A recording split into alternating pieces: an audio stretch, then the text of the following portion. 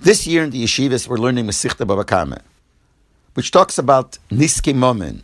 If something that belongs to somebody damages, like an ox that belongs to somebody damages, all the dinim around it, the chayvas, what you're chayiv to pay, how much you're chayiv to pay, etc., etc., etc. And this is a shaykhs also to Parsha Mishpatim.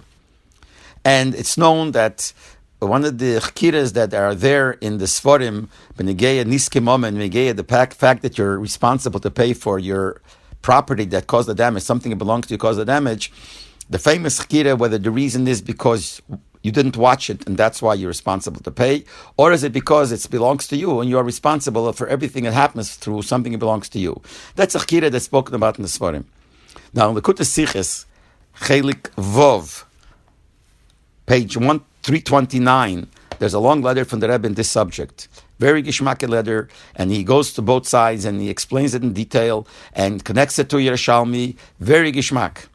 So I want to explain a little bit the background to this letter. In the year Tovshin Chav Vov, a bocher came to learn Psalm 70. His name was Nochum Zevin. He was a grandson of Harav Zevin, the famous Harav Zevin.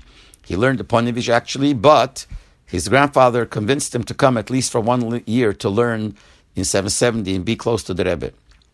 And I got pretty close to him. And he went into Yechidus. And in Yechidus, the Rebbe spoke to him in learning Poshet and Nigla. When out of Yechidus, he wrote to the Rebbe a question, Bekesher, Behemshech, to what he spoke about in Yechidus.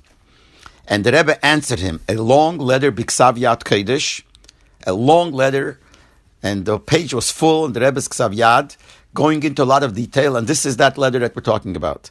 I remember that he couldn't read the Rebbe's Ksav Yad. It was hard for him. If you're not used to it, it's hard, and I was used to the Rebbe's Ksav Yad. So I sat down with him. I remember even where we sat, in Chedesh Sheni, upstairs in 770, and I copied over word for word the letter. Maskiros wouldn't give the letter to Ksav Yad, the original Ksav Yad, to keep or even to make a copy, but to copy it over. So I remember sitting down and copying word from this letter, from the Rebbe's Ksav. I even remember one word that in the beginning we couldn't figure out, but then later we figured it out. And later on, this was printed in Likutei Sichos. But this is the letter that the Rebbe wrote to him as an answer for his question, where the Rebbe describes and explains all these inyonim. After he got the letter of the Rebbe, he sent a copy to his grandfather, Harav Zevin. And Harav Zevin answered him certain things.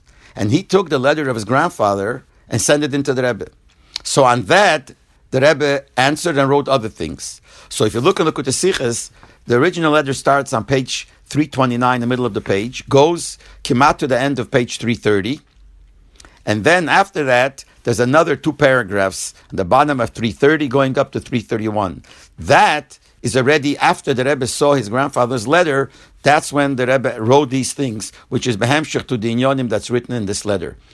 And this letter actually is used by a lot of Rosh Hashivas concerning the Masechta Bava Kama and explaining the different sides of this chkira and answering different questions and explaining machlekes Rishonim, etc., etc. But the way the Rebbe puts it is mamish brings out the inyan very clear, and through that you could answer a lot of kashas of the Mefarshim.